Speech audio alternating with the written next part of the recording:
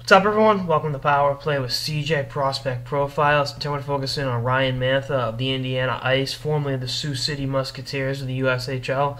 He's got 3 points in 8 games since he came over from Sioux City after having 6 points in 29 games. So his point per game output has increased, and he's playing some pretty good hockey on a good Indiana Ice team. Fans of the Power Play in that team as well too.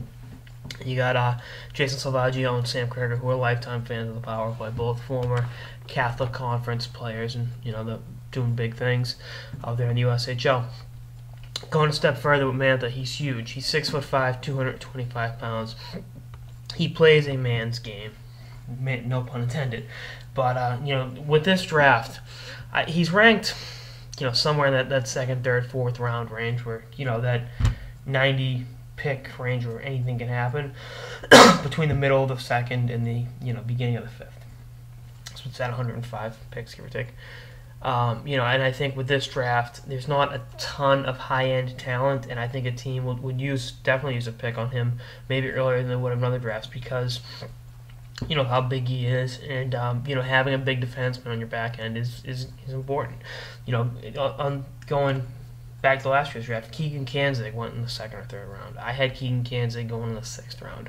I actually had him in the fifth round. A lot of people had him in the sixth and seventh rounds. Granted, it was a Calgary Flames draft pick, but you catch my drift. Size matters. And the game is getting bigger and bigger, and guys like Mantha are important. He's going to a great program next year in the University of North Dakota. He's going to play among some very, very skilled players. The Schmaltz brothers will be there. I don't know if Grimaldi's coming back or what the verdict on that is, but excuse me, there's going to be some real talent on that Dakota team next year, and I'd look for Mantha's game to develop as he's at Dakota. Like I did the piece on Ramsey earlier today. I think they're both going to be four-year players, and they're both going to take time to come into their own. They're far from finished products. The college hockey experience will definitely shine them. You got to polish them. I think that's a better word. But I think Mantha will become a very, very solid professional hockey player after his 4 years at the University of North Dakota. Not the Fighting Sioux, but it's still a Fighting Sioux. What we kidding? He's played for the U.S. before at the Ivan Holinga tournament, had 1 assist, and impressive 27 PIMs in 5 games.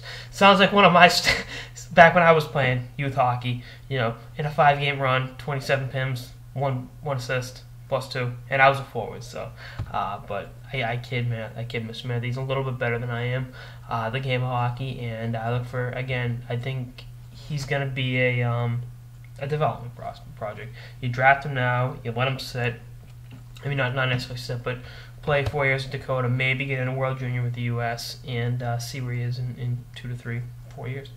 And I like his game, and I think he's going to be an impact professional hockey player for years to come.